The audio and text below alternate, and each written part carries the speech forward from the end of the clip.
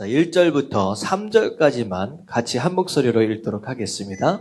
창세기 39장 1절부터 3절까지 말씀입니다. 봉독할게요. 시작. 요셉이 끌려 애굽에 내려가매 바로의 신하 친위 대장 애굽 사람 보디발이 그를 그리로 데려간 이스마엘 사람의 손에서 요셉을 산이라. 여호와께서 요셉과 함께 하심으로 그가 형통한 자가 되어 그의 주인 애굽 사람의 집에 있으니 그의 주인이 여호와께서 그와 함께 하심을 보며 또 여호와께서 그와 밤새 통통하게 하심을 보았더라. 아멘. 자, 요셉이 형들로 인하여 팔림을 당했습니다. 그래서 지금 누구의 손에 팔렸느냐? 이스마엘 사람의 손에 팔렸다라고 얘기가 돼 있어요. 그리고 이스마엘 손에서 지금 누구의 손으로 지금 옮겨졌느냐? 보디발. 이제 이 사람은 바로의 신하, 이제 시위대장이라고 나와 있는데 바로를 지키는 이제 경비라 그럴까요? 어떤 굉장히 중요한 위치에 있는 장군입니다. 그 집안에 이제 팔리움을 받았다라고 하는 거예요. 자, 중요한 것은 이제 2절 말씀이에요. 자, 팔리움을 받아서 결국은 종살이가 시작되었는데 요셉이 종살이를 어떻게 했느냐? 자, 2절과 3절에 간단하게 얘기하면 뭐라고 하나님께서 말씀하시느냐? 여호와께서 요셉과 함께 하심으로 그가 어떤 삶이 되었다? 형통한 자가 되었다라고 하는 거예요. 여러분, 형통한 사람, 삶의 복을 받으시길 주님의 이름으로 축원합니다. 아멘. 이게 굉장히 중요해요. 이상하게 하는 일마다 안 되고 하는 일마다 꼬인다. 이것만큼 답답한 일이 어디 있겠습니까? 가정도 마찬가지고 직장도 마찬가지고 비즈니스도 마찬가지고 이상하게 되는 일마다 안 된다. 여러분들 이것은 여러분들이 이게 피해가야 돼. 이런 일은 일어서서는 안 된다라고 하는 거예요. 근데 형통한 복을 받는다라고 하는 거, 이게 굉장히 우리가 사모해야 할 복인데요. 자, 이게 어떻게 해야 우리가 형통한 복을 받느냐? 자, 이런 말이 있어요. 신통하고 인통하면 형통하다는 얘기가 있어요. 신통하고 인통하면 형통하다. 자, 첫 번째는 누구와 누구가 통해야 돼요? 하나님과 먼저 우리가 통해야 돼요. 그 다음에 또 누가 통해야 돼요? 사람과 관계 가운데서 통해야 되고, 그렇게 되면 하나님과의 관계, 사람과의 관계가 함께 통해질 수 있다라고 한다. 우리 삶 가운데 뭐가 찾아온다? 형통함이 찾아온다라고 하는 거예요. 근데 가장 중요한 거, 인간 관계보다 가장 먼저 무엇이 통해야 돼요? 하나님과 통해야 된다. 정말 우리가 형통한 삶을 살기 원하신다라고 한다면 형통한 짓을 하게 되기를 주님의 이름으로 축원합니다. 아멘. 이게 이제 요셉이 어떻게 하다 형통하게 됐느냐? 간단하게 얘기하고 있어요. 요셉이 누구와 함께 있었다? 하나님과 함께 있었다. 다시 말하면 우리의 삶이 형통해지기 원한다라고 한다면 내가 지금 누구와 함께하고 있는지를 확인하라. 하나님과 지금 함께하고 있는지를 확인하라라고 하는 거예요. 근데 자, 이게 굉장히 중요한 내용입니다. 과연 하나님과 함께한다라고 하는 것이 무슨 의미냐라고 하는 거예요. 여러분들, 많은 성도들이 착각을 하고 있습니다. 하나님과 함께한다라고 하는 이 개념을 내 인생에 하나님을 끌어다 오는 경우가 있어요. 하나님, 나는 여기에 있고 싶습니다. 하나님, 나는 이쪽으로 가고 싶습니다. 내가 원하는 곳, 내가 원하는 방향을 내가 정했어요. 그리고 하나님, 내 길에, 내 자리에 하나님 참여해 주세요. 하나님을 끌어오는 경우가 있다라고 하는 거예요. 여러분들, 이게 아니에요. 여러분들, 우리가 하나님께 나아가야 되는 것인 줄로 믿습니다. 아멘. 우리가 하나님이 계신 자리로 우리가 나아가는 것이지 우리가 있는 자리로 하나님을 끌어오는 게 아니에요. 예수님 뭐라고 말씀하시냐? 나는 포도나무요 너희는 가지다라고 말씀하셨어요. 여러분들, 가지에 나무가 붙는 거예요? 나무에 가지가 붙는 거예요? 헷갈리세요? 여러분, 가지에 나무가 붙는 게 아니에요. 나무에 가지가 붙어야지. 근데 많은 성도들이 하나님, 내가 가지 입장인데 나무 보고 갖다 붙여달래. 여러분, 이런 것은 굉장히 큰 실수입니다. 물론 하나님의 때로는 어떤 형편에 따라서 우리를 도우시고 하나님께서 오시기도 해요. 근데 정상적인 신앙의 형태는요, 하나님을 내 인생 가운데 끌어다 놓는 게 아니라 내가 하나님이 어디 계신지를 알고 하나님께로 나아가는 것이 진짜 신앙인 줄로 믿습니다. 아멘. 이게 바뀌면 큰일 난다라고 하는 거예요. 많은 성도들이 하나님을 끌어다가 오히려 하나님을 이용합니다. 하나님을 사용합니다. 이게 잘못된 거예요. 여러분, 이게 바로 그겁니다.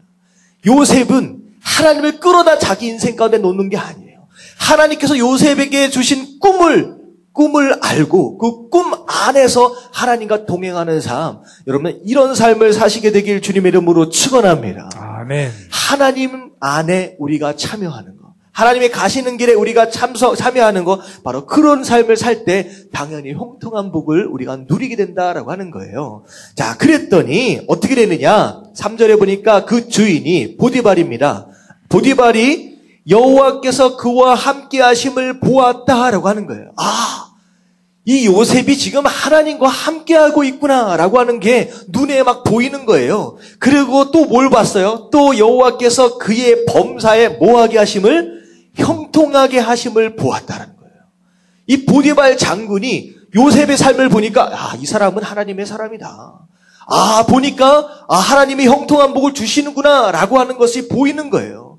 여러분들, 우리의 삶을 통하여 하나님을 알지 못하는 사람들이 하나님의 손길을 봐야 되는 것인 줄로 믿습니다. 아멘. 이게 매우 중요해요. 우리가 입술로도 복음을 증거해야 합니다. 굉장히 중요해요. 입술로도 복음을 증거해야 하는데 뭘로도 우리가 복음을 증거해야 되느냐? 우리의 삶을 통하여서도 증거가 되어져야 된다는 거예요. 맨날 찌질하게 그렇게 살고 있어.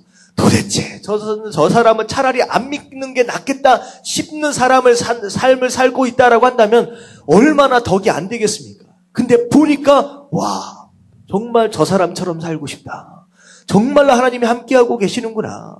바로 그런 삶을 우리가 살아야 된다라고 하는 거예요. 여러분들, 삶을 통하여 복음을 증거하는 삶을 사는 것이 우리의 본분인 줄로 믿습니다. 아멘. 근데 과연 보디발이 형통하다라고 하는 복을 받는 건 볼 수 있어요. 근데 어떻게 보디발이 요셉이 하나님과 함께하고 있다라고 하는 걸 알았을까요? 하나님이 보입니까? 안 보이잖아요. 보이지 않는 하나님이 요셉과 함께하고 있다는 것을 도대체 보디발이 어떻게 알았을까요? 이게 질문이 어려워요? 예. 어떻게 알았을까요? 이 요셉이 평소에 어떤 삶을 살았느냐. 여러분, 기도하는 삶을 살았다라고 하는 거예요. 예배 드리는 삶을 살았다는 거예요. 그거밖에 없어요. 보이지 않는 하나님, 하지만 세상 사람들이 내가 하나님의 사람이다라고 하는 걸 어떻게 아느냐는 거예요. 네가 기도하는 모습을 보였기 때문이에요. 종의 신분이기 때문에 거창하게 예배는 못 드릴지언정 그래도 하나님 앞에 예배하는 모습이 보디발 눈에 보였기 때문에 이 사람은 하나님의 사람이구나. 기도하는 것을 보면서 이 사람은 하나님께 지금 기도하는 거구나 라고 하는 것을 간접적으로라도 보는 거예요. 이게 굉장히 중요합니다. 함께 일하는 직장 동료가 2년씩 3년씩 같이 일했음에도 불구하고 너 교회 다녔어? 이것은 재앙입니다. 재앙입니다. 입술로 복음을 증거하지도 못했을 뿐더러 함께 일하고 있는 시간 동안 단 한 번의 기도하는 모습도 보이지 않았다라고 하는 거예요. 밥을 한 번도 안 먹었겠습니까? 다시 말하면 기도하지 않았어요. 예배드린 모습이 삶 가운데 전혀 남아있지 않는 거예요. 신앙의 삶. 여러분들 제가 말씀드렸죠. 아브라함은 가는 곳마다 어떤 흔적을 남겼다? 예배의 흔적들을. 과연 여러분들은 직장에서든 가정에서든 어디에서든 나는 어떤 흔적들을 남기고 살아가고 있느냐라고 하는 거예요. 내가 남기고 다니고 있는 그 흔적들로 말미암아 세상 사람들이 이 사람은 하나님의 사람이구나라고 하는 걸 알게 된다라고 하는 거예요. 여러분, 삶 가운데 하나님의 백성으로서 마땅히 남겨야 할 흔적들을 남기시길 주님의 이름으로 축원합니다. 아멘. 여러분, 그게 맞는 거예요. 입술로 복음을 증거하지 못할지언정 이것도 안 된다라고 한다면 도대체 우리가 왜 사느냐라고 하는 거예요. 우리가 복음을 증거하기 위해 산다라고 한다면, 우리의 인생의 목적이 그것이다라고 한다면 요셉과 같이 이런 삶을 사실 수 있게 되길 주님의 이름으로 축원합니다. 아멘. 아멘. 그랬더니 어떻게 돼요? 5절에 보니까 그가 요셉에게 자기의 집과 그 모든 소유물을 주관하게 할 때부터 아예 집을 다 맡겨버렸어요. 완전히 신뢰를 하는 거예요. 능력 있고 실력 있기 때문에 집안을 맡기지 않습니다. 여러분, 뭐 때문에 맡길까요? 하나님. 믿을만 할 때 맡기는 거예요. 나중에 나올 얘기지만 여러분들 굉장히 중요합니다. 세상 사람들 앞에서 능력 있고 실력 있고 유능한 사람으로 보이려고 애쓰지 마십시오. 세상 사람 앞에서 하나님의 사람이다라고 하는 것을 보이기 위해 애쓰십시오. 능력 있고 실력 있다라고 해서 믿어서 집안일을 맡기지 않습니다. 아, 이 사람은 하나님의 사람이구나. 정직한 거예요. 신뢰할 만해요. 그랬을 때 집안 전체를 맡기는 거예요. 요셉의 나이가 지금 몇 살인지 아십니까? 지금 17살이에요. 어떻게 17살짜리인데 이 장군의 집 전체를 다 맡기겠느냐라고 하는 거예요. 믿을만 하는 거예요. 여러분, 이 세상 가운데 내가 어떤 모습으로 나타나느냐, 실력 있고 능력 있는 사람으로 나타나지 마시고요. 하나님의 사람으로서 드러나십시오. 이게 굉장히 중요한 거예요. 이게 하나님의 백성이 추구해야 할 삶의 모습이다라고 하는 거예요. 그랬더니 여호와께서 누구를 위해서? 요셉을 위해서 그 집에 복을 주시는 거예요. 요셉이 형통하니까 요셉이 있는 그 집이 어떻게 돼요? 그냥 형통한 복을 받는 거예요. 이게 바로 아브라함의 복입니다. 아브라함에게 세 번째 주시는 것이 네가 바로 복이다. 옛날 성경으로 복의 근원으로서의 축복을 주시잖아요. 이게 아브라함의 복이에요. 한국적인 이제 샤머니즘이나 이런 신앙은요, 이게 어떤 신앙을 가지고 있느냐? 명당 자리가 있어요. 그렇잖아요. 복을 받는 자리가 있어요. 그래서 명당 자리를 가면 그 자리에서 사람이 복을 받습니다. 이게 일반적인 한국의 샤머니즘이에요. 하지만 성경은 그걸 얘기하고 있지 않아요. 복 받는 자리가 있는 게 아니에요. 여러분들, 아브라함의 복을 받은 믿음의 백성들이 가는 그 자리가 복을 받는 거예요. 아멘. 다시 말하면 자리가 사람을 복되게 하는 것이 아니라 사람이 그 자리를 복되게 하는 거예요. 내가 여러분들 보세요. 어떤 직장을 가야 내가 성공을 하겠느냐? 내가 어디를 가야 내가 성공을 하겠느냐? 이게 아니에요. 내가 가는 그 자리가 복을 받는 거예요. 아멘. 내가 가는 그 직장이 나로 인하여 복을 받는 거고요. 내가 있기 때문에 내 가정이 복을 받는 거예요. 아멘. 여러분, 이걸 알아야 돼요. 사람이 복을 나눠주는 겁니다. 자리가 아니라. 여러분들, 복 받는 자리를 찾아내지 마시고 나로 인하여 어디에 복을 흘려보낼까? 복을 줄까? 여러분들, 자리를 찾아가시길, 여러분들을 해야 할 일을 위해서 자리를 찾아가시길 주님의 이름으로 축원합니다. 아멘. 이게 중요한 거예요. 바로 요셉이 있는 그 자리가 복 받는 자리가 되었다라고 하는 거예요. 그래서 다 맡기니까 이 일들이 너무나도 잘 되었다. 근데 너무나도 잘 되어지는 상황 가운데 이제 유혹이 찾아옵니다. 이런 거예요. 이 정도면 된다. 괜찮다. 이제는 성공한 것 같다라고 여길 때 여러분들 이럴 때 조심하시길 주님의 이름으로 축원합니다. 아멘. 요셉이 모든 걸 다 가졌어요. 얘기 8절에 보면 뭐라고 얘기하느냐? 요셉이 주인이 나에게 다 줬다. 이 집안에서 나보다 높은 사람은 없다. 나에게 다 맡겨버렸다라고 얘기할 정도로 다 가졌어요. 하지만 그때가 위험한 거예요. 바로 보디발의 아내가 유혹해 옵니다. 그랬을 때 요셉이 뭐라고 얘기하느냐? 이 주인이 나에게 모든 걸 다 줬지만 주인이 내게 주지 않은 단 한 가지가 있다. 뭐라 그래요? 누구예요? 바로 당신입니다. 당신은 나에게 주신 것이 아닙니다. 라고 하는 거예요. 저는 이 말씀을 읽으면서 딱 떠오르는 것이 바로 선악과예요. 뭐예요? 하나님께서 나에게 주신 많은 것들이 있어요. 하지만 나에게 주시지 않은 그 무엇인가가 있는데 그 무엇인가에 눈독을 들이는 순간 어떻게 돼요? 유혹에 빠지게 된다라고 하는 거예요. 아담과 하가 바로 그렇게 빠졌어요. 동산에 있는 모든 나무를 다 먹을 수 있었는데 먹지 못하는 그 나무 하나 안 먹어도 상관없는 거였어요. 근데 거기에 눈독을 들이는 순간 바로 거기서 넘어지는 거예요. 여러분들 주신 축복들을 여러분 헤아려가며 감사하시길 주님의 이름으로 축원합니다. 아멘. 안 주신 것 때문에 왜 하나님 이거 안 주십니까? 라고 마음 가운데 불평과 불만이 올라오기 시작하면요. 그때부터는 더 이상 에덴 동산이 아닌 거예요. 요셉이 얘기하잖아요. 당신은 나에게 주신 것이 아닙니다. 내가 건드릴 수 없습니다. 라고 하면서 그게 여호와 앞에 악이다 라고 얘기하면서 그 자리를 피해버립니다. 마찬가지예요.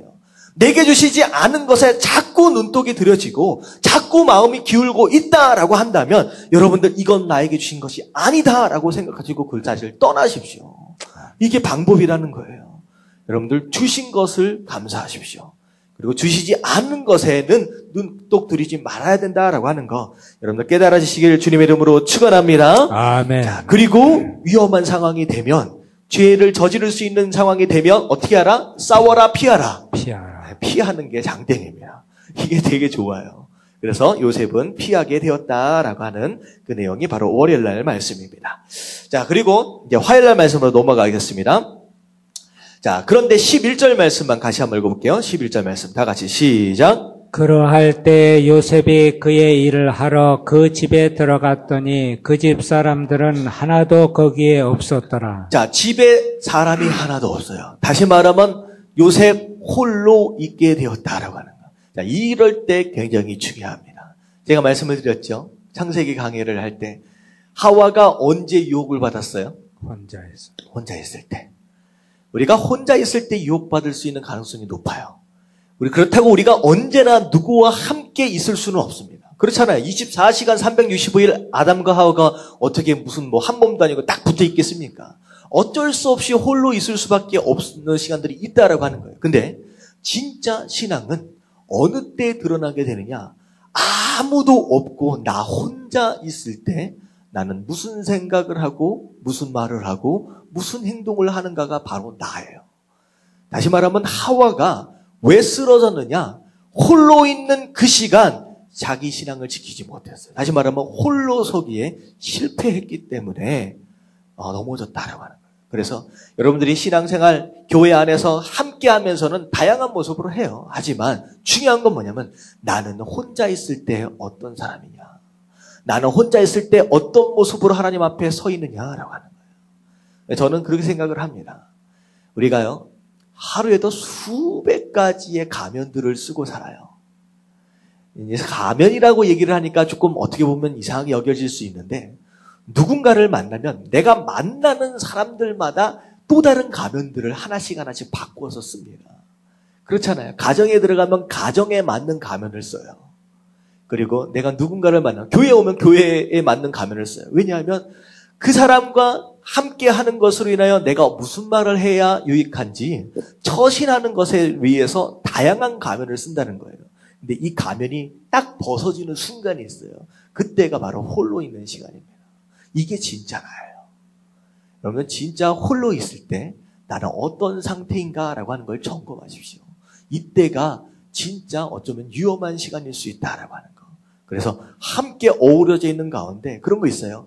소음 가운데 여러분들 숨으려고 애쓰지 마세요. 시끄러운 소음, 다시 말하면 가정 안에서든 교회 안에서든 누군가와 함께 어우러져서 어수선하고 소음이 있는 가운데 여러분 그 사이에 숨으려고 하는 사람들이 있어요. 내 모습을 가리려고. 여러분 이렇게 하지 마시고 오늘 여기 이제 사실 이 요셉이 홀로 있는 그 시간에 유혹을 받게 되는 것처럼 여러분 이 시간을 여러분들 제대로 믿음을 지키시고 확인하시고 점검하시길 주님의 이름으로 축원합니다. 아멘. 자, 그랬는데 이 부인이 옷을 잡고 당겨버리는 거예요. 그랬더니 요셉이 깜짝 놀라서 이 자리를 피하면서 옷을 벗어버리고 도망칩니다. 근데 이게 이제 빌미가 되는 거예요. 이제 자기는 옷을 벗어버리고 도망쳤는데 이 아내는 뭐라고 얘기를 하냐? 겁탈을 하려다가 소리를 지르니까 옷을 벗어두고 도망갔다라고 얘기가 되는 거예요. 그리고 결국은 어떻게 됩니까? 감옥에 갇혀버려요. 근데 이 상황을 보면서 요셉은 지금 이런 모든 상황들 가운데 지금 유혹을 이기려고 애썼어요. 하나님께서 자기에 주신 선한 길, 가야 할 길에 집중하고 있었다라고 하는 거예요. 그럼에도 불구하고 이런 일이 생겨요. 여러분들 이런 일이 있습니다. 그래서 제가 한번 말씀을 드렸죠. 제가 가장 좋아하는 찬양들 가운데 이제 주 안에 있는 나에게라고 하는 찬양 아시잖아요. 맨 마지막 구절이 뭐예요? 내 앞길을 갈고 멀고 험해도 나 주님만 따라가리. 저는 그 찬양을 거꾸로 생각을 합니다. 무슨 얘기냐? 내 갈 길이 멀고 험하기 때문에 주님만 따라가겠다라고 결단을 할 수 있어요. 이게 가장 기본적인 신앙입니다. 근데 반대로 내가 주님만을 따라가겠다라고 결단하는 순간 내 갈 길이 어떻게 될 수 있다? 더 멀고 험해질 수 있다는 거예요. 우리가 기독교 신앙을 가지면서 이상한 신앙을 가졌어요. 똑같아요. 그냥 믿으면 복 받는 줄 알아요. 다 잘 되는지 알아요. 여러분, 이게 행복이고 이게 축복이 아닙니다. 우리 삶 가운데는 가야 할 길은 굉장히 복잡해요. 간단한 공식으로 풀어낼 수 있는 일들이 아닙니다. 심지어는 어떻게 될 수도 있냐? 이 요셉처럼 내가 주님만 따라가겠다라고 결단하고 그 길만을 바라보며 나가는데 오히려 내 인생이 어떻게 될 수 있다? 더 꼬일 수도 있어요. 멀고 험해질 수도 있어요. 근데 중요한 건 무엇이냐? 내 인생이 더 멀고 험해질지언정 내가 주님만을 따라가겠다라고 하는 이 결단에 있어서 한치의 뭐가 없어야 된다? 후회가 없어야 된다는 거예요. 이게 진짜 신앙이에요. 에이, 차라리 타협했었어야 됐는데, 에이, 그 길, 남들 가는 그 길 다 갔었어야 되는데, 이게 아니라, 비록 내가 더 힘들어졌다라고 할지라도, 한치의 후회가 없는 인생, 여러분, 이게 진짜 신앙인 줄로 믿습니다. 아멘. 요셉 보십시오. 더 어려워졌어요. 종살이도 진짜 힘들어요, 지금. 근데, 좀 잘 된가 했더니, 신앙 지키려고 애썼더니, 어떻게 돼요? 감옥에까지 갇혀버리는 거야. 인생 이상하게 꼬여버렸어요. 그랬는데 요셉이 하나님을 향하여 어찌하여 나한테 이럴 수 있습니까? 라고 하는 불평을 합니까? 안 합니까? 단 한마디의 불평도 없는 거예요. 감옥 안에 들어가서도 충실하게 여러분들이 살아갑니다. 요셉이 그렇게 살아가요. 여러분, 이게 진짜 신앙이다라고 하는 거. 보여지는 축복이 진짜 축복이라고 생각하지 마시고 여러분, 주님만 따라가는 바로 그 결단이 여러분들 축복입니다. 아멘. 깨달아지시길 주님의 이름으로 축원합니다. 아멘. 자, 그렇게 해서 따라갔어요. 근데 재밌는 게 주인의 부인을 겁탈하려다가 미수했어요. 이게 지금 왜곡입니다. 신분이 뭐예요? 종입니다. 종이 주인의 부인을 겁탈하다가 미수돼가지고 도망쳤어요. 잡히면 어떻게 됩니까? 이건 죽음이에요. 사형이에요. 처형이에요. 진짜 재밌어요. 죽지 않았어요. 어디에 갇혀요? 감옥에 갇혀요. 이게 지금 4,500년 전 얘기입니다. 예수님 당시만 해도요, 종이 도망쳤다가 잡히면 바로 죽습니다. 심지어 그 가족과 연관되어 있는 사람까지도 그냥 다 죽입니다. 본보기예요. 종은요, 인간이 아니라 재산의 일부입니다. 그렇기 때문에 이게 더군다나 이 장군의 집이기 때문에 종들이 한두 명이 아닙니다. 근데 어떻게 요셉을 살려놓을 수 있을까? 이게 되게 재밌는 이야기입니다. 여러분, 이게 하나님의 보호하심과 인도하심인데, 이 보디발 장군이 나중에 보면요, 이 요셉을 어디다가 가뒀느냐? 자기가 관리하고 있는 감옥에 가둬요. 그리고 이 보디발 장군이 수시로 찾아가서 요셉을 관리합니다. 그리고 떡 굽는 자, 술 빚는 자가 들어갔을 때 요셉 보고 얘네들 이 사람들 굉장히 중역들이에요. 이 사람들을 잘 돌봐줘라 라고 얘기까지 합니다. 그런 과정들을 보면 어떤 느낌이 드냐? 과연 보디발이 아내의 이야기를 믿었을까? 요셉의 이야기를 믿었을까라는 생각이 드는 거예요. 만약에 아내의 이야기를 믿었으면요, 당장에 죽을 수밖에 없어요. 하지만 아내의 이야기를 믿은 게 아니라 요셉의 이야기가 믿어지는 거예요. 믿을만한 거예요, 더. 근데 요셉을 그대로 냅두면 자기 아내가 어떻게 돼요? 얼마나 수치스럽고 어떻게 됩니까? 그러니까 죽이진 못하고 그냥 아내에 대한 어떻게 보면 배려예요. 그냥 갖다 놓습니다. 그리고 나중에 보면 요셉이요, 감옥에서 이 행정을 다 해요. 그렇게 보면 어떻게 보면 종에서 감옥으로 갔는데, 종에서 죄인으로 갔는데 장소만 바뀌었지 똑같은 일들을 하고 있습니다. 여러분, 이게 하나님의 사람들이 살아가는 방법이에요. 비록 겉으로 볼 때는 인생 꼬이고 이상해지는 것 같지만 그 안에서 생각하지도 못하는 가운데 하나님의 손길들을 발견해 보는 거예요. 여러분, 이런 삶을 사시길 주님의 이름으로 축원합니다. 아멘. 사람들은 몰라요. 근데 나는 아는 거예요. 이건 하나님이 하시지 않고는 있어질 수가 없는 일이구나라고 하는 것들을, 그 하나님의 손길들 내 삶 가운데서 막 보게 되는 거예요. 이게 진짜 맛이에요. 여러분들은 뭐가 대박이 나가지고 쏟아지고 이런 거 꿈꾸지 마시고 그 하나님의 정말 섬세하신 그 손길로 인하여 진짜 행복을 누리시게 되길 주님의 이름으로 축원합니다. 아멘. 결국은 그렇게 됐어요. 근데요, 이게 종살이도 마찬가지고 감옥살이도 마찬가지고 이게 굉장히 중요한 건데 결국은 총리 대신이 되기 위한 과정입니다. 꼭 거쳐가야만 했던 과정이에요. 나중에 좀 더 말씀을 좀 드리도록 하겠습니다. 자, 그런 가운데 좀 뒤로 또 넘어갈게요. 수요일 말씀 넘어옵니다. 자, 그런데 자, 갇혀있는 그 감옥에 누가 들어왔느냐? 떡 굽는 자와 술 빚는 자가 들어왔어요. 자, 이게 그냥 떡이나 술이나 이런 것이라기 뭐 생각을 하니까 그냥 뭐 청와대의 주방장 정도나 되나 보다라고 생각할 수 있어요. 절대 그렇지 않습니다. 술 빚는 자와 떡 굽는 자는요, 옛날에 왕들은요, 대부분 어떻게 해서 죽느냐? 자기 명에 죽은 사람이 거의 없습니다. 거의 독살이나 이런 식으로 죽는 경우 굉장히 많아요. 그렇기 때문에 왕은요, 음식을 담당하는 사람이나 특히나 술이나 떡이나 이런 담당하는 사람은 어떤 사람들을 맡기느냐? 자기가 완전히 신뢰할 수 있는 사람에게만 맡깁니다. 더군다나 술 빚는 사람은요, 굉장한 위치예요. 어떤 위치냐? 왕이 지극히 신뢰할 수 있는 관계이면서 술을 한 잔을 마시게 되면 이제 저는 잘 모르겠습니다. 한 잔 딱 마셔서 약간 알딸딸해지게 되면 기분이 어떻습니까? 좋아진대요. 기분이 알딸딸해가지고 좋아지면 뭐라고 얘기하면 어떻게 돼요? 다 들어줘. 그러니까 술 빚는 자는 항상 술을 마실 때 옆에 있는 사람이에요.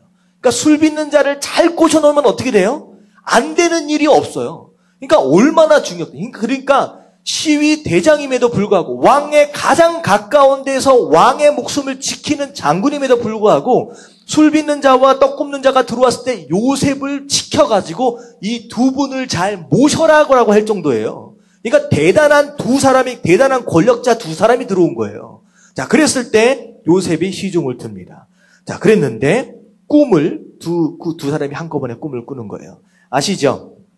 자, 술 빚는 자는 어떻게 돼요? 포도나무가 나는데 어떻게 돼요?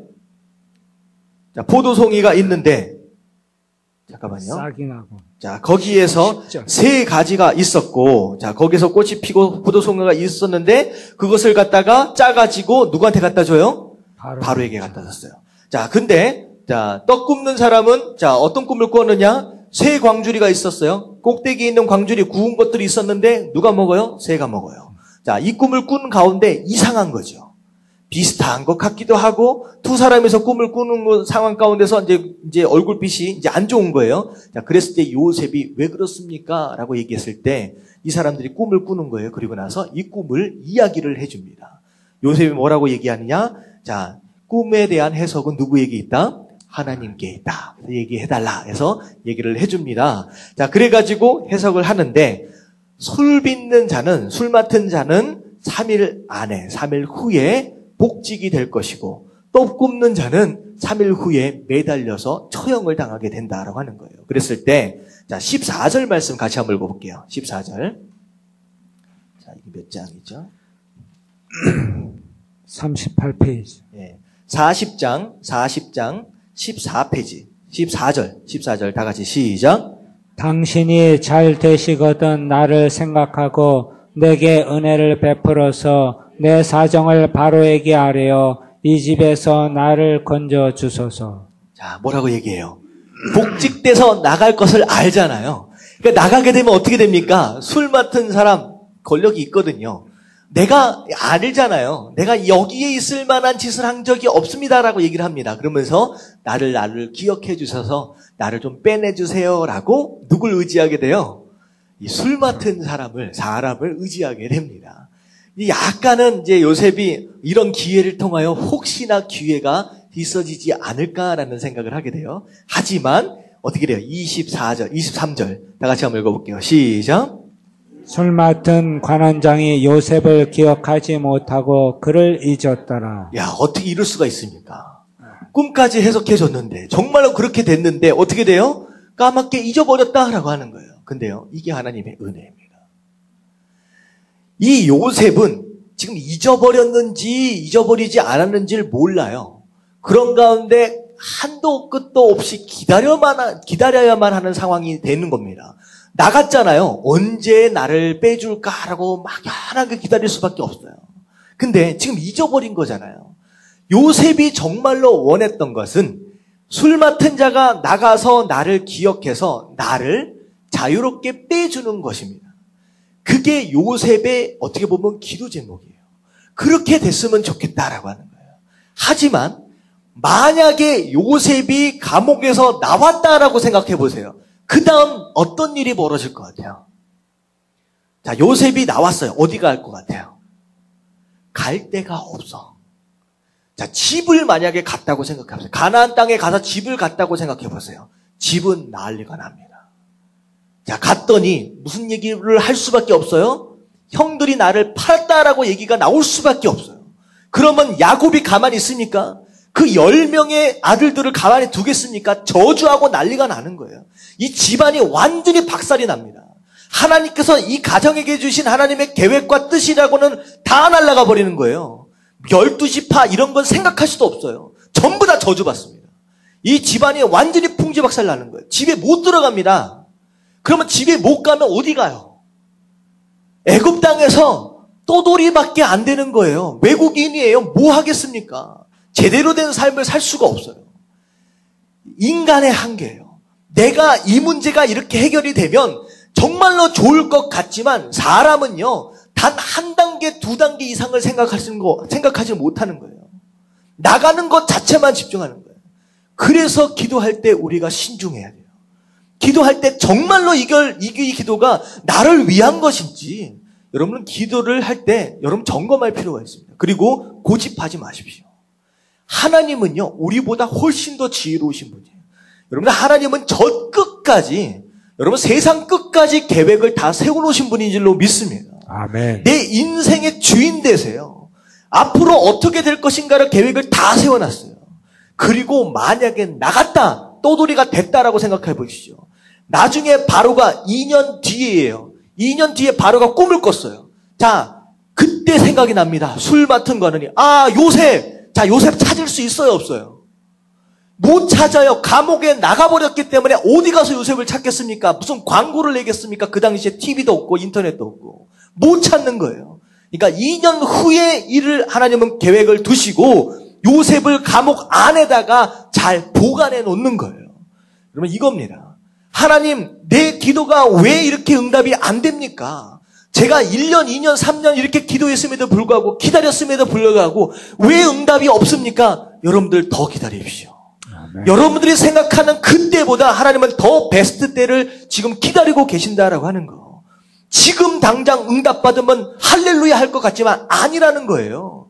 여러분들 이게 지혜인 줄로 믿습니다. 아멘. 하나님이 여러분들의 인생을 한치의 오차도 없이 정말로 정밀하게 이끌어 가고 계신다라고 하는 거. 내 마음은 답답해요. 저도 그렇잖아요. 우리 교회. 좀 이거 빨리 실사 끝내버리고 보상 딱 받아가지고 볼록 나갔으면 좋겠는데 지금 몇 년째입니까? 답답해 죽겠습니다. 하지만 우리 인간적인 생각으로는 그게 급하게 딱 돼버렸으면 좋겠지만 하나님은 그게 아니라는 거예요. 하나님의 때, 가장 좋은 때에 가장 좋은 방법으로 아름답게 이루어지실 줄도 믿습니다. 아멘. 여러분 기도 제목들도 마찬가지예요. 기다리세요. 하나님의 때 베스트 때가 있다라고 하는 거. 여러분 그걸 아는 것이 지혜다라고 하는 거. 여러분 깨달으시길 주님의 이름으로 축원합니다. 아멘. 아멘. 자, 그래서 결국은 한도 끝도 없이 기다려야 됩니다. 자, 41장 1절만 같이 한번 읽어볼게요. 다 같이 시작. 만 2년 후에 바로가 꿈을 꾼즉 자기가 나일 강가에 서 있는데. 자, 어떻게 됐어요? 잊어버렸어요. 그러고 나서 만 2년이 지나갑니다. 어떻게 보면 요셉에게 있어서는 피가 마르는 시대예요. 왜 이렇게 응답이 없을까? 하지만 지금 나이가 몇 살이 됐어요? 이제 30이 됐습니다. 드디어 애굽에 온 지 13년이라는 시간이 지나갔어요. 어떻게 보면 개인적으로 보면 정말로 지긋지긋한 13년일 수도 있지만 어떻게 보면 금방 또 지나간 것일 수도 있어요. 돌아보면 하여튼간 이제 벌써 13년이나 됐습니다. 자, 이제 바로가 꿈을 꿉니다. 자, 두 가지 꿈을 꿔요. 자, 꿈이라고 하는 거 굉장히 중요해요. 꿈이라고. 여러분들 꿈을 꿀 때, 많은 경우, 구약시대나 신약시대도 마찬가지고, 성경이 완성되기 전에는 하나님께서 환상이나 꿈을 통하여 그분의 음성, 그분의 메시지를 전달하시는 경우가 상당히 많았습니다. 그래서 꿈은 우리가 꿀 때 두 가지를 생각해야 돼요. 꿈 안에서 하나님께서 나에게 알기 원하시는 메시지를 전달하는 경우가 있습니다. 우리가 꿈을 꿀 때, 이것은 너무 생생하고 너무 기억에 남는다라고 생각이 될 때, 그 안에 하나님께서 나에게 주시려고 하는 메시지가 숨어 있을 수 있다는 거예요. 그래서 꿈을 우습게 생각하지 마십시오. 그리고 꿈의 또 다른 두 번째 의미는 뭐냐면, 개꿈이라고 하는 게 있죠. 이상하게 뒤숭숭해가지고 이게 뭔 꿈인지, 여러분 이건 뭐냐면 나의 영적인 상태를 반영하는 것이 바로 꿈입니다. 그러니까 뒤숭숭하고 이상한 꿈을 꾼다라고 하는 것은 곧 무엇을 얘기하느냐, 내 영적인 상태가 어떤 상태다? 뒤숭숭한 상태다. 여러분 기도하시길 주님의 이름으로 축원합니다. 꿈은 되게 중요해요. 그래서 꿈이라고 하는 것을 또 하나님께서 많은 메시지를 주시기 때문에 꿈에 대해서 이제 생각을 할 필요가 있어요. 하지만 이때 당시보다 오늘날에는 꿈에 대한 중요성이 조금 이제 내려갔다라고 생각하시면 돼요. 왜냐하면 하나님께서 주시려고 하는 메시지를 어디에 다 담아 주셨어요? 말씀 안에. 그렇기 때문에 꿈을 너무 이게 광신해서는 또 안 돼요. 그러니까 적당하게 균형을 유지할 필요가 있어요. 근데 이게 이제 이 바로가 꿈을 반복해서 두 가지 꿈을 꿉니다. 근데 같은 꿈이에요. 그러니까 딱 봤을 때 비슷한 꿈을 반복해서 꾼다라고 했을 때는 여러분들이 조금 더 경계할 필요가 있어요. 이게 더 무슨 뜻이냐? 이게 굉장히 중요한 거기 때문에 두 번을 주시는 거예요. 그래서 꿈에 대한 내용들을 우리가 그 정도 좀 정리하면 좋을 것 같고요.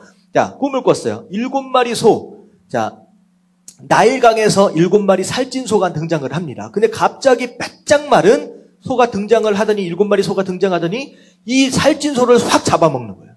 그래서 잡아먹었으면 좀 살이 쪄야 되는데 그대로 말라 있는 거예요. 그리고 딱 깼는데 이게 무슨 꿈이지? 하고 또 잠들었는데 이삭이 올라왔는데 이제 이삭이 올라왔는데 거기에 7 이삭이 이제 맺혀 있는 거예요. 통통하고 이제 풍성한 충실한. 근데 빼짝 마른 7 이삭이 딱 등장을 하더니만 이 맨 처음에 났던 충실한 7 이삭을 싹 잡아먹는 거예요. 싹 먹어버리는 거예요. 이상하다라고 하는. 그런 가운데 사람들에게 알립니다. 이 꿈에 대해서 해석할 수 있는 사람이 누구냐라고 하는 것을 다 알렸을 때 해석하는 자가 애굽에 있었습니까? 없었습니까? 아무도 없는 거예요. 그때 생각이 나는 거예요. 이게 왜 그러냐? 이런 거예요. 꿈을 딱 꿨을 때 이 꿈이다. 그러면 그때 바로 생각이 나서 요셉 데려다가 놓으면요. 요셉은 꿈을 해석할 줄 아는 많은 사람들 중에 하나예요, 그냥. 하지만 아무도 해석할 수 없는 마지막까지 갔을 때, 정말로 누구도 해석할 수 없는 상황이 되었을 때 그때 생각이 나는 거예요. 이게 어떻게 보면 하나님께서 하시는 일들 중에 이런 방법들이 상당히 많습니다. 웬만하면 이때 정도면 응답되어지고 해결됐으면 좋겠는데 하나님은 항상 어디까지 끌고 가세요? 마지막까지. 어떻게 보면 벼랑 끝까지. 정말로 내 힘으로는 될 수 없습니다. 정말로 인간적인 능력으로는 해결할 수가 없습니다라고 하는 마지막 끝까지 가서 그때 하나님께서 해결하시는 경우가 많아요. 이게 무엇이냐? 결국 이것을 통하여 누가 나타나야 돼요? 하나님이 나타나야 돼요. 누구들 중에 하나, 많은 사람들 중에 하나가 아니라 하나님 밖에 이 일은 해결할 수밖에 없다라고 하는 것까지 하나님께 몰고 가시는 거예요. 그래서 이런 식으로 하나님께서 이제 일들을 많이 하십니다. 자, 그래서 이제 쭉 보면 그 다음에 이게 이제 요셉이 이제 등장을 하게 돼. 그때 기억이 납니다. 그래서 요셉이 불리움을 받아서 이제 해석을 하게 되는데, 자, 뭐라고 이제 얘기를 하느냐? 16절 말씀 같이 한번 읽어볼게요. 16절. 자, 다 같이 시작. 요셉이 바로에게 대답하여 이르되 내가 아니라 하나님께서 바로에게 편안한 대답을 하시리이다. 자, 요셉이 네가 꿈을 해석을 잘한다며 한번 해봐라 라고 얘기하니까 내가 하는 것이 아니라 누가 하는 것이다? 하나님께서. 제가 아까 처음에 말씀드렸던 그거예요. 많은 사람들이 이런 기회를 만나면 내가 바로 앞에서 유능하고 능력 있는 사람으로 보이기 원합니다. 내가 드러나기 원해요. 왜냐하면 출세할 수 있는 절호의 기회입니다. 감옥에서 이제 나와서 정말로 출세할 수 있는 절호의 기회예요. 그렇기 때문에 이 순간 어떤 유혹에 빠지게 되느냐? 내가 드러나기 원하는 거예요. 내가 능력 있고 실력이 있어서 나는 쓸만한 사람입니다 라고 하는 것으로 드러나기 원하는 거예요. 하지만 요셉은 어떤 것을 누굴 드러내느냐? 자기가 아니라 하나님을 드러내는 거예요. 바로 이것으로 말미암아 요셉은 바로에게 어떤 사람으로 각인되어지느냐? 능력 있고 실력 있는 사람으로 처음에 각인되어지는 게 아니라 너는 하나님의 사람이구나 라고 하는 것으로 각인되어집니다. 나중에 보면요. 너는 요셉은 하나님의 영으로 충만한 사람이다. 하나님의 사람으로 각인되어져요. 그리고 나서 바로가 요셉에게 나중에 뭐라고 얘기하냐면 너만큼 지혜롭고 총명한 자가 이 땅에 어디 있겠느냐라고 얘기를 하는 거예요. 다시 말하면 내가 능력 있고 실력 있는 자로 드러나면 그것으로 끝나요. 하지만 내가 하나님의 사람으로 각인되어지면 무엇까지 함께 얻을 수 있어요? 실력 있고 능력 있는 것까지도 함께 얻을 수 있어요. 여러분 어느 쪽을 택하시겠습니까? 요셉처럼 하나님의 사람으로 각인되어지십시오. 이 세상에 그 사람은 김 집사님은 박 집사님은 누구 집사님은 능력 있어 실력 있어 이게 아니라 그 사람은 어느 때든지 누구에게든 기억날 때마다 하나님의 사람이다. 하나님의 영으로 충만한 사람이다 라고 각인되어지는 삶을 사시게 되길 주님의 이름으로 축원합니다. 아멘. 아멘. 자, 그리고 되게 중요한 거, 이제 드디어 이제 요셉이 바로에게 이제 불려서 갔잖아요. 13년을 기다렸어요. 13년을. 어떻게 보면요, 굉장히 오랜 시간입니다. 이 기다림의 시간. 근데요, 이럴 때가 있어요. 하나님 기도 응답해 주세요라고 기도를 했는데 이상하게 기도 응답이 늦어. 그럼 마음 가운데 어떤 마음이 들어오느냐? 조급한 마음이 들어옵니다. 왜 이게 응답이 안 될까? 왜 이게 응답이 안 될까? 여러분들, 하나님의 타이밍을 정말로 신뢰할 수 있다라고 한다면 기도 응답이 왜 이렇게 안 될까에 집착하지 마시고 지금 내가 여기서 해야 할 일이 무엇인지를 알고 그 일에 충성하십시오. 아멘. 그게 중요해요. 하나님이 나를 기다리라 라고 하시는 이유는 시간에 대한 개념이 아니에요. 응답을 받을 수 있는 내가 되어져야 하기 때문에요. 이게 굉장히 중요합니다. 하나님, 내가 빨리 총리 대신이 됐으면 좋겠습니다. 내 꿈이 이루어졌으면 좋겠습니다. 빨리 왔으면 좋겠는데 그게 빨리 오면 요셉이 총리가 되어서 제대로 감당할 수 있어요, 없어요? 안 된다는 거예요. 그래서 오히려 기다림의 시간은 어느 때라고 하는 그런 의미가 아니라 과연 그 응답에 합당한 내가 준비되어지고 있느냐라고 하는 것에 대한 개념이에요. 요셉의 13년은요, 그냥 기다림이 아니에요. 요셉은 13년 전에 어떤 사람이었느냐? 12아들 중에 11아들, 정말 11번째 아들, 정말로 사랑받는 그냥 아들들 중에 하나였어요. 하지만 13년이 지난 이후에 요셉은 엄청난 지혜를 얻게 됩니다. 종살이를 하면서 이 보디발 장군의 모든 가계를요, 다 관리해요. 이게 작은 집이 아니에요. 여러분, 이 경험을 통하여서 요셉이 경영과 경제를 배웁니다. 감옥 안에서 모든 관리를 다 해요. 사람 관리하는 걸 배우게 돼요. 그리고 감옥 안에서 이게 정치범이 갇히는 감옥입니다.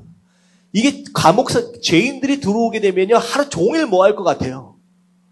죄인들이 감방 안에 딱 가다 놨어요.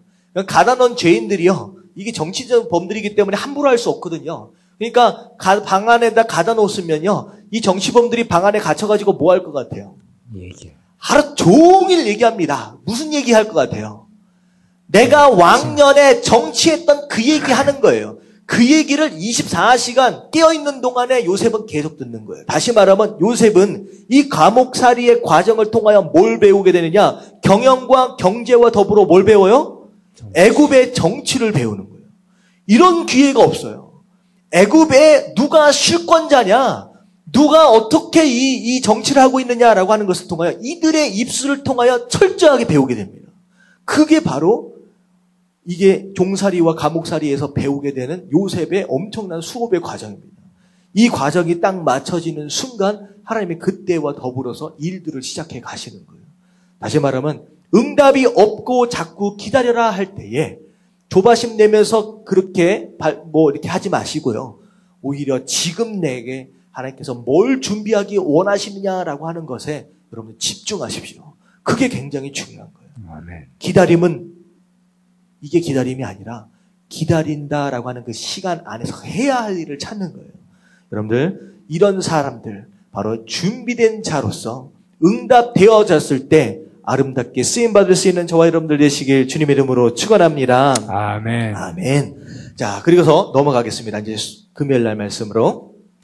자, 풍년과 흉년에 대한 얘기에서 그 얘기들을 이제 바로의 꿈을 쭉 해석하는데 결국은 7회의 풍년이 있게 될 것이고 7회의 흉년이 있게 될 것이다 라고 하는 거예요. 그런데 자, 어떻게 됩니까? 이 뒤에 올 흉년으로 인하여서 어떻게 된다? 어떻게 된다는 거예요? 애굽이 망한다라고 얘기를 하는 거예요. 자, 30절. 자, 41장 30절 말씀 같이 한번 읽어볼게요. 다 같이 시작. 후에 애굽 땅에 있던 풍년을 다 잊어버리게 되고 이 땅이 그 기근으로 망하리니. 어떻게 된다? 이 땅이 어떻게 된다? 망한다라고 하는 것이 꿈의 결론입니다. 자, 결국은 어떻게 되는 거예요? 이제 이 꿈, 이제 결국은 그 꿈에 대한 해석대로 큰 흉년의 7회의 흉년으로 인하여서 애굽이 망하게 된다라고 하는 거. 그것으로 인하여서 사실은요, 이게 어떤 내용이냐? 애굽은요, 그 당시에 가장 강력한 나라예요. 가장 강력한 나라. 그리고 지금 이 애굽이라고 하는 나라는 이제 어떤 말들로 표현이 되느냐? 세계의 곡식 바구니다. 세계의 곡식 창고다라고 얘기할 정도로 굉장히 풍성한 나라였습니다. 그러니까 그 당시 세계의 중심이었어요. 그래서 굉장히 영향력이 있는 나라였다는 거예요. 근데 요셉은 이 꿈을 해석하면서 두 번을 어떤 얘기를 하느냐? 25절에 보니까 바로의 꿈은 하나라. 하나님이 그가 하실 일을 바로에게 보이신 것이다. 다시 말하면 이 꿈을 통하여, 아니 꿈이 아니죠. 있어지게 될 풍년과 흉년을 통하여 하나님께서 하실 일을 보인 거라는 거예요. 그리고 28절에 보니까 하나님이 그가 하실 일을 바로에게 보이신 것이다. 지금 요셉은 하나님이 도대체 무슨 일을 하실 것이냐라고 하는 것에 굉장히 집중하고 있습니다. 근데요, 지금 하나님이 이 애굽이라고 하는 이 거대한 나라를 통하여 엄청난 일을 지금 준비하고 계시는 거예요. 지금 애굽이 기근을 통하여 망하게 되면 어떻게 되느냐? 그 주변이 전부 다 망하게 됩니다. 왜 그러면 애굽이 중심이에요. 엄청난 영향력 안에 있습니다. 그렇기 때문에 주변이 다 함께 망하는 거예요. 그런 것으로 인해서 함께 이 역사가 함께 움직여 가는 겁니다. 근데요, 이런 일들이 사실 오늘날에도 있어지게 됩니다. 제가 지난주인가 지지난주에 한번 말씀을 드렸죠. 어떻게 보면 이 당시에 애굽과 같은 나라가 오늘날의 어느 나라일 것 같아요? 이게 미국입니다. 이 미국이라고 하는 나라가 가장 풍성한 나라이면서 전 세계에 가장 강력한 영향력을 미치고 있어요. 이 미국의 주식이 착 내려가잖아요. 그러면 유럽과 아시아와 아프리카와 전 세계가요, 함께 주식이 내려갑니다. 지금 하나로 다 묶여 있어요. 근데 이 미국을 여러분들 지금 세계 경제학자들이요, 사실 이제 굉장히 비관적으로 보고 있습니다. 이미 밑둥이 잘린 거대한 나무로 보고 있어요. 이게요, 지금 시간이 가면 갈수록 계속 부채가 늘어납니다. 그래서 지금 요즘에 작년에도 마찬가지고 오바마가 계속 의회와 계속 타협하면서 뭘 얘기를 하고 있느냐? 부채가 계속 늘어나고 있는데 미국 의회에서는 정해놨어요. 부채 한계를 정해놨어요. 더 이상 이 부채를 넘어가면 채권을 발행하지 못하도록 만들어놨어요. 근데 이게 계속 올라가니까 더 이상 채권이 발행이 안 되면 이게 나라 운영이 안 되잖아요. 그래서 오바마가 계속 뭘 하느냐면 이 채권에 대한, 이 부채에 대한 한계를 계속 올리는 거예요. 계속 빚이 쌓여갑니다. 결국 어떻게 될 것 같아요? 5년 뒤, 10년 뒤는 결국은 무너질 수밖에 없는 상태다라고 경제학자들은 내다보고 있어요. 이게 바로 애국과 같은 상황입니다. 이 미국이 무너지면요, 전 세계가 휘청하게 돼요. 여러분, 이 상황 가운데 우리가 뭘 봐야 되느냐? 하나님께서 도대체 무슨 일을 하려고 하시느냐라고 하는 것에 관심을 가질 수 있어야 된다는 거예요. 지금 이 애굽이라고 하는 나라의 이 기근과 풍년과 이 흉년이라고 하는 것을 통하여서 하나님이 지금 하실 일에 대해서 요셉은 이야기하고 있거든요. 근데 오늘날 우리가 무엇에 관심을 가져야 되느냐? 도대체 이런 경제적인 상황과 정치적인 상황들 가운데 하나님께서는 도대체 뭘 지금 계획하고 계실까? 뭘 지금 준비하고 계실까에 관심이 있어야 된다는 거예요. 여기 남의 얘기 같지요? 이렇게 이상한 눈으로 쳐다보고 계시는데. 근데 관심이 없어. 사단은요, 마지막 때를 엄청 준비하고 있어요. 사단은요. 근데 교회는 관심이 없어요. 마지막 때가 다가오는데. 미국이 저런 상황 가운데 흔들흔들 거리면서 이상한 분위기, 지금 북한도 참 이상하잖아요, 지금 쟤네들. 이런데 교회는 관심이 없어. 뭐에 관심이 있어요? 어떻게 하면 복 받을까에 관심이 있어요. 내 자식 어떻게 하면 잘 될까? 우리 집안 어떻게 하면 잘 될까? 내 인생 어떻게 하면 성공할까? 이것만 관심이 있어요. 하나님께서 지금 하실 일에 대한 관심이 없는 거예요. 여러분 깨어 있으시길 주님의 이름으로 축원합니다. 아멘. 사단은요 엄청 지금 준비하고 있어요. 이 마지막 때를 사람들을 도거내요. 하지만 교회는 관심이 없어. 교회가 이때 해야 할 일이 있어요. 요셉을 그때를 위해 부르셨어요. 나중에 나오는 얘기입니다. 요셉의 정책으로 인하여 주변에 있는 수많은 사람들이 구원을 받습니다. 생명을 얻어요. 전체가 흔들리고 있는 상황 가운데 결국은 교회를 통하여서 수많은 영혼들이 구원을 받아야 돼요. 아멘. 교회가 하는 일이 지금 뭐냐라는 거예요. 요셉을 통하여 수많은 영혼들, 수많은 생명들을 구원하신 하나님의 역사. 지금 하나님은 우리 교회를 향하여 그걸 기대하고 계시는 줄로 믿습니다. 아멘. 나를 통하여 이 마지막 때에 흔들흔들하고 있는 이때에 내가 이 요셉과 같이 어떻게 쓰임받을 수 있을까라고 하는 걸 고민하십시오. 내 집안 잘 되는 거, 집안 전체가, 이 지구 전체 세계가 무너지고 있는데 내 집안 잘 돼서 뭐 할 거예요? 여러분들 중요한 것이 뭔지 깨달으시길 주님의 이름으로 축원합니다. 아멘. 요셉을 그걸 위해 부르셨어요. 전 세계가 기근 가운데 망하게 되는데 그때 요셉을 들어서 구원할 사람으로 사용하십니다. 이게 교회가 감당해야 할 일이에요. 여러분들 바로 우리가 교회인 줄로 믿습니다. 아멘. 그 사명을 감당해야 된다라고 하는 거. 자, 넘어가겠습니다. 자, 넘어가서 결국은 어떻게 얘기를 하냐. 자, 이제 간단하게 그냥 말씀을 드릴게요. 풍년이 있을 때 뭐 해라? 모아놔라. 굉장히 간단한 얘기지만 이게 안 되기 때문에 망한다는 거예요. 풍년이 있을 때 모아놔라. 그리고 나서 흉년 때 그것을 배분하는 거예요. 요셉이 그 정책까지를 얘기를 합니다. 여러분 이게 굉장히 중요합니다. 이 문제를 어떻게 해결할까라고 하는 거, 여러분들 대책이 없으면요 비판하지 마세요. 요셉은 대책을 가지고 있는 사람이었어요. 많은 사람들이 정부가 하는 일들이나 누군가가 하는 일들에 대해서 비판을 상당히 잘합니다. 이것밖에 안 되느냐라고 하는 비판들을 많이 해요. 하지만 내가 그것보다 훨씬 더 나을 수 있는 대책이 구체적으로 없는 한 비판하지 마십시오. 쉬운 자리들이 아니에요.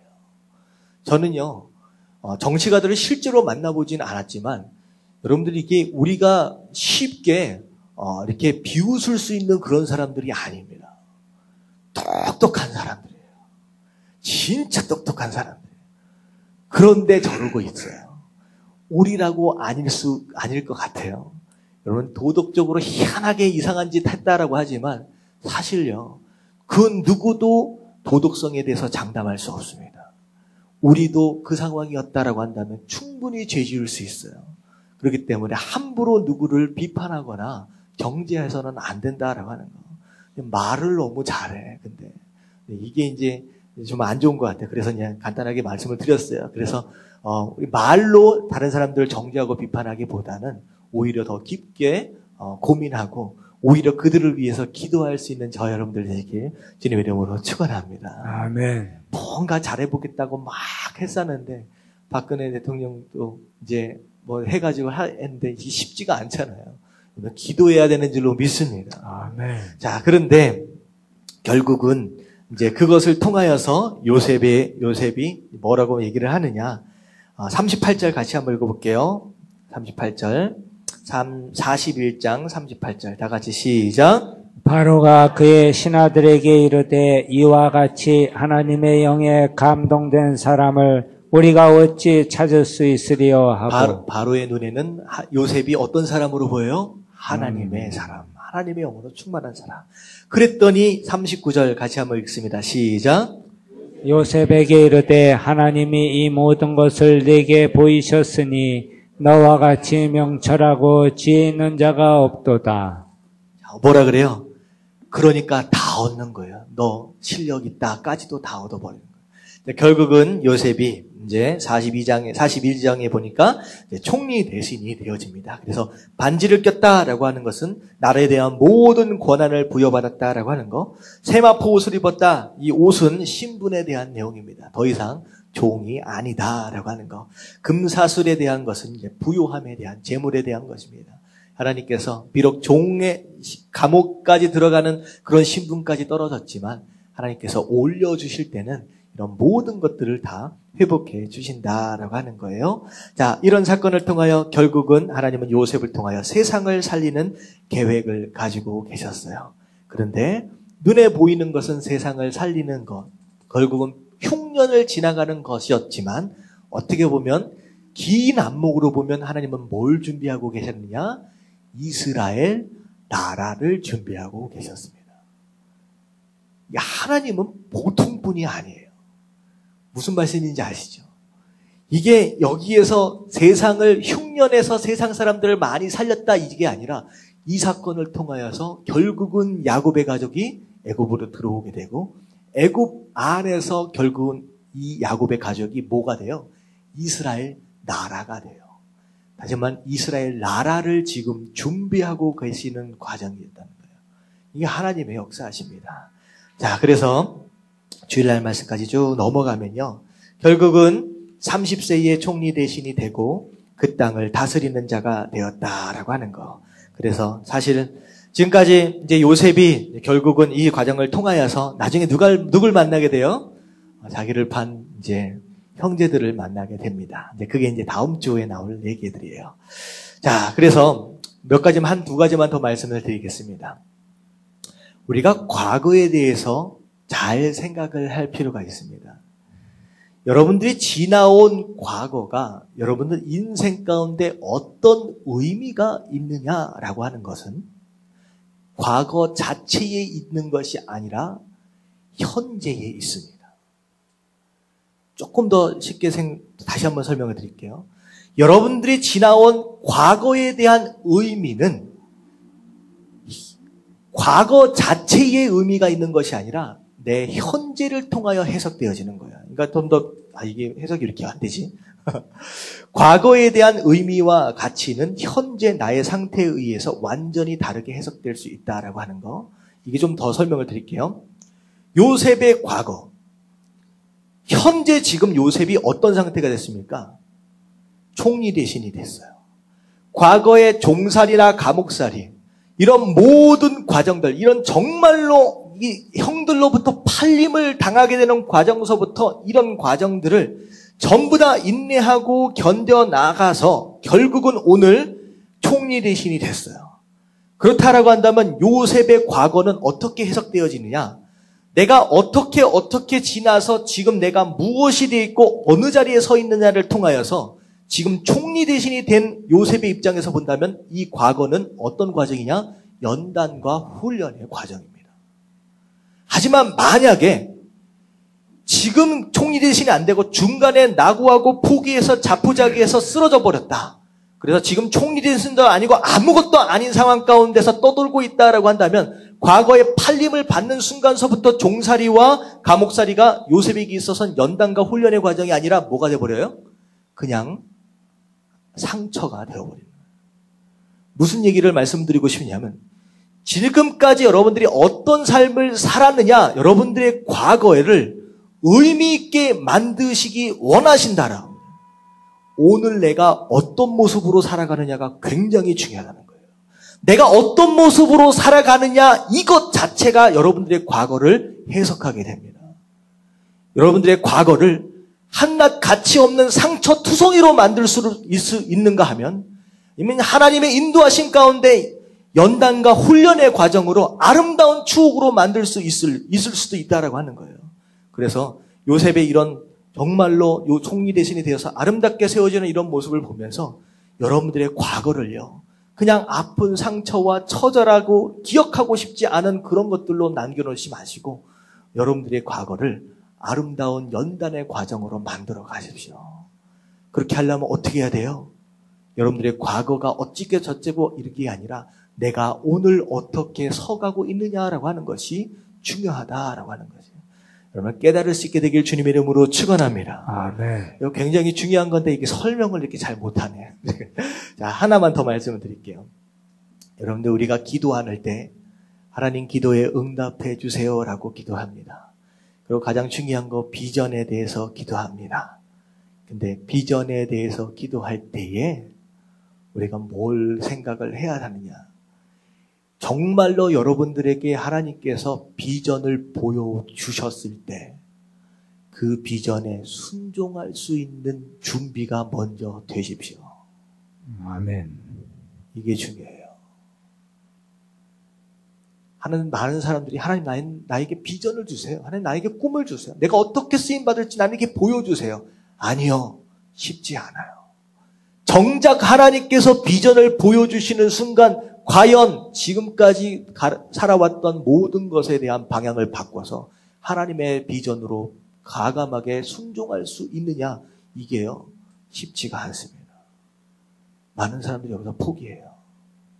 다시 말하면 비전을 위해 기도할 때 보여주실 비전에 내가 응답할 수 있는지, 내가 순종할 수 있는지가 먼저 중요합니다.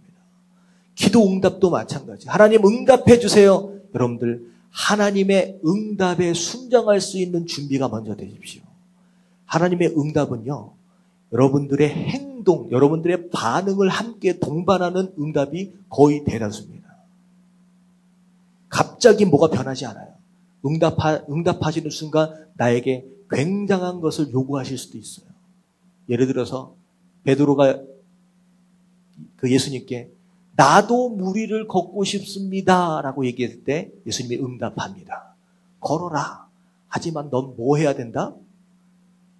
배에서 내려야 된다는 거예요. 그게 응답이에요. 근데 많은 사람들이 걸을 수 있다라고 하는 응답을 받았어. 근데 배에서 내리지 못함으로 인하여 무리를 못 걷습니다. 하나님의 응답은 그런 식으로 와요. 여러분들 응답을 간구할 때 나는 그 응답에 반응할 수 있는 준비가 되어 있는지, 하나님 나이가 비전을 간구할 때 그 비전에 내가 순종할 수 있는 믿음이 준비가 됐는지, 이게 더 중요하다라고 하는 거예요. 이게 사실은 요셉이 꿈의 사람이에요. 보여주신 꿈을 가지고 비전을 바라보고 13년이라고 하는 고된 세월을 견뎌왔던 사람이었다라고 하는 거예요. 여러분들 이걸 좀 기억하시면서 여러분 신앙에 좀 새로운 각오들을 좀 하실 수 있는 그런 계기가 되기를 주님의 이름으로 축원합니다. 아멘. 원하심이